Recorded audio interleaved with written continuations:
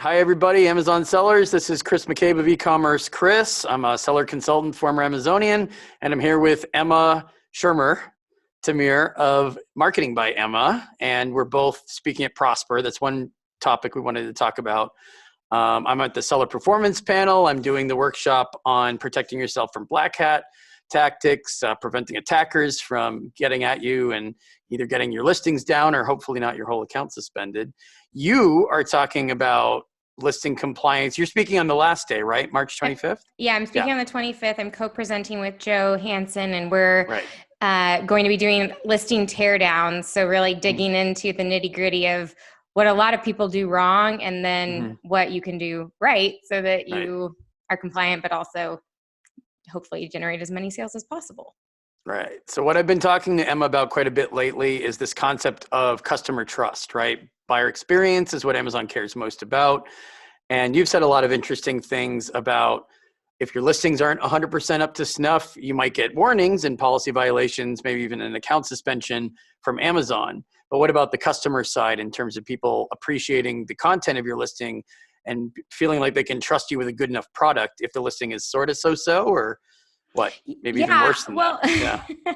So I think, in the earlier days, there was this automatic trust that sellers gained just by being on Amazon as a platform. And then as time has moved on and there have been more and more issues of everything from counterfeiting to just unsafe products and more media attention that's being brought to that, I think that a lot of consumers are thinking twice and maybe not quite as trusting as they used to be when they were going to Amazon in the past. So they might still feel safe there because they know if they have a problem that Amazon will help them out, but they might start to become more hesitant about whether or not to purchase a product, particularly if there are things to suggest that it's somebody's trying to sell something that it isn't, So misleading. Exactly. So there can be some sort of telltale signs that I also see a lot of genuine, truthful, trustworthy companies making those mistakes without even realizing it. And so it might be lumping them in with those sort of bad actors, and that could have a really negative impact on your performance moving forward. Right. It's not just product reviews, right? People could be reading detail page bullets or titles and say, this is oddly worded. Maybe they had someone write it, like they didn't write the description themselves. Maybe it's not accurate, or, maybe their products aren't reliable simply because of how badly written the text is. Do you run into that? I see it in all sorts of different levels. So I see everything from just bad English, which is one of the more obvious errors, but I also see a lot of times even very reputable brands that just aren't giving a lot of thought to what they're putting on Amazon. And so they'll slap things up in a way where it's confusing. It's not really clear what it is that they're even trying to say. And it almost just feels like somebody randomly went to their website, copied and pasted a little bit of info. And so if you're just going to that page without all of the background information, you'd be completely lost. And so since there are these issues of counterfeiting, even if you're selling your genuine goods, it might not appear that way to the customer.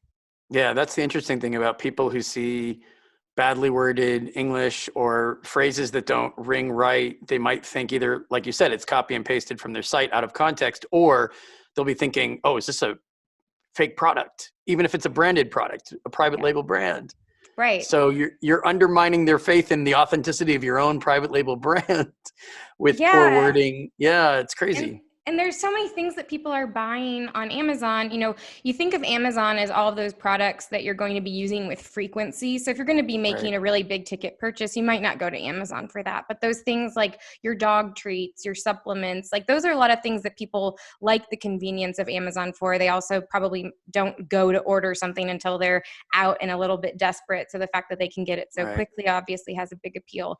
But then those are the same things that trust is even more important, because if you're putting something into your body or onto your body or into the body of a being that you care about, then you want to make sure that it is what it says it is. And even something as simple, I was looking on Amazon today and I saw a ring pop listing, which is so like, who would ever think twice that there would be counterfeit ring pops?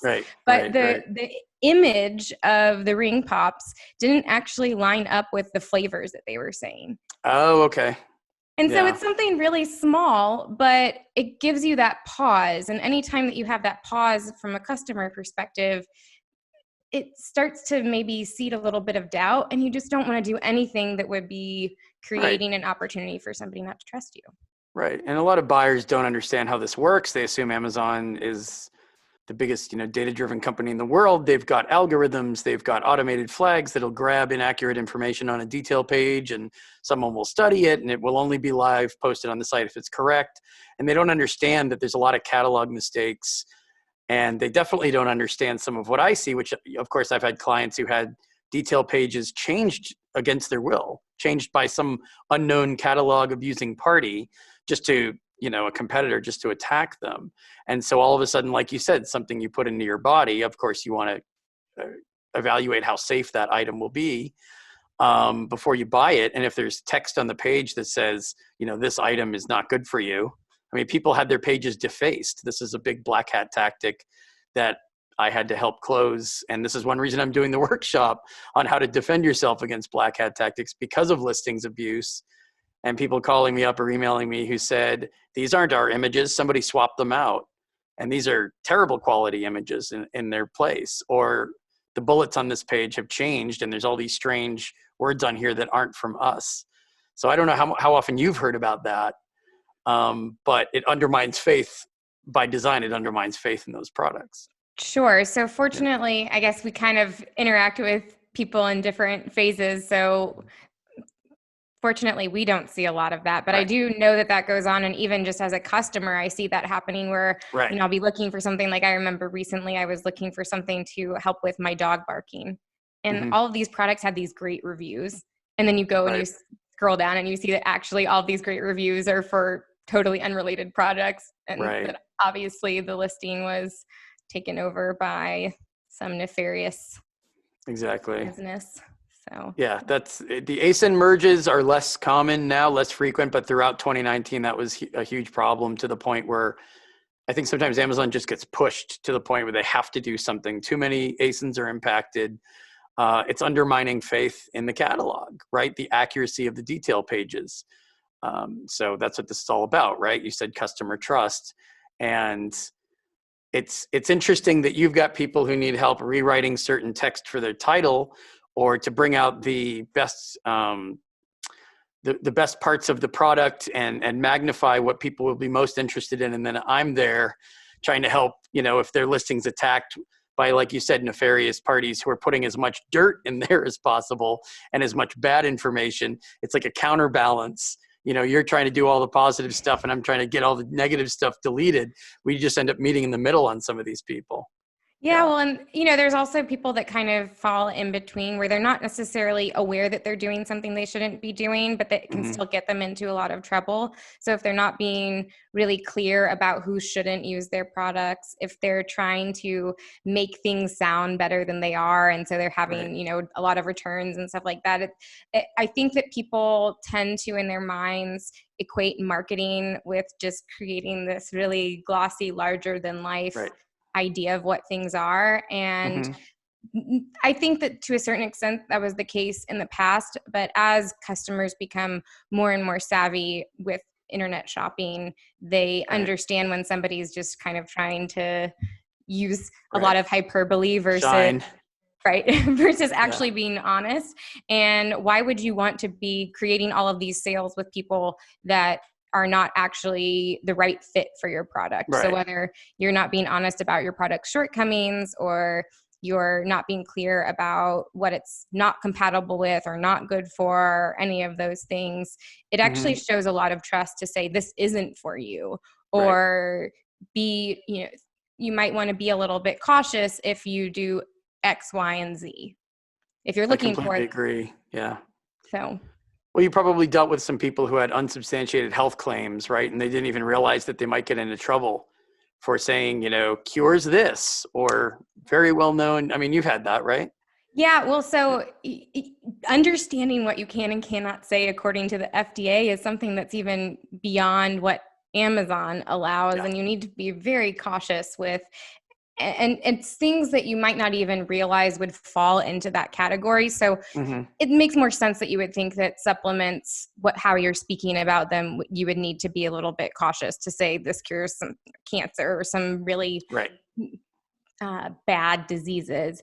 But even when you're talking about like a topical acne product, if you say it cures acne, you actually need to have clinical proof that it cures acne. The FDA has to say, yes, it does. Exactly. And yeah, lately the FDA has been much more vigilant. And I don't know if you've heard as much as I have about this lately, but contacting Amazon to complain about listings that make certain claims, and Amazon just takes those right down. They're on top of that more now than they've ever been. Yeah, it can be very difficult to figure out what that line is between what you can say and what you can't say. A thesaurus can be a really helpful ally in situations like that. But even if you're just making the suggestion and not outright saying this cures it, you still want to be very cautious. Like another example would be like weighted blankets. There were a lot of issues with people saying that this can help with anxiety and autism and all these things. And it is not suggesting that it's curing any of those problems, but even just saying that it can be used in a clinical type of way is crossing a line that you really shouldn't cross. Right. Unproven clinical application. I can see people, Amazon's vigilant around this now. They're worried about being accused of selling or hosting the sale of counterfeit products, of course, but also anything unsafe. There's been a lot of media reports about that. And, the Wall Street Journal was buying products and saying, hey, I see what's on the listing. What we're holding is something that's not quite as described. And it becomes a very serious public consumer issue at that point. So I'm sure you've got people that you'll talk to at Prosper who are going to have this hopefully at the front of their minds, right? And they're going to ask for your help on fixing their listings, I guess. Not just for compliance, but for just better communication with Amazon buyers. Yeah, or even just doing it right the first time. It's so much better and a more solid approach to be really thoughtful about what you're putting out there so that you don't find yourself in these desperate situations where you're needing to backtrack or stressed and contacting you after, running all over the place and trying to figure out how to fix things. Because there's also situations where fixing things isn't always possible, or if it is, it's going to take a lot of effort and time. And so always better to just do things the right way. Right. So, and I'm sure this will be part of the panel that you're doing, the talk you're doing with Joe. Was there anything else you wanted to tell sellers that you'll be talking about at Prosper in terms of content, or are you just expecting a lot of Q&A? Or so we're really going to dissect the entry point to the complete listing. So what you need to do if you're first approaching a listing on a search page after you make that initial query, all the way to looking at a listing from top to bottom, pointing out a lot of the common mistakes that we see, maybe less common or less obvious mistakes, and then all of these different dimensions that you should be mindful of as you're creating your product pages, because you have the compliance aspect, but you also have wanting to still make sure that you're making your product sound attractive, that you're doing everything that you need to do to perform within Amazon's algorithm. This is just, so multi-layered. And I think it only becomes more and more complex as Amazon starts to crack down and as the marketplace just continues to evolve. Right. Yeah. No, there's the compliance piece, but obviously you still have to make it sing to the point where someone's interested in buying it. So exactly. You're adept at threading that needle, I'm sure. So I'm glad you'll be speaking at Prosper this year. Again, Prosper is from March 23rd, 25th in Las Vegas. I'm there for the Seller Performance panel, which I believe is the 24th, and you're speaking on the 25th. Yes, I am. And I hope to see lots of people there. Please come up and feel free to ask any questions that you may have, and I'll do my best to answer them. Yeah. Should be a lot of people. Biggest Amazon conference in the US, maybe the world. Yeah, so, it's a great show. Yeah. So we'll have information about Emma's talk at the bottom of this video and information about what I'm talking about at Prosper. Thanks again, Emma from Marketing by Emma. Thanks for joining me. And I'm sure I'll connect with you again soon. Awesome. Thanks, Chris. I appreciate you hosting me, and it was great chatting today. Talk to you soon. Bye.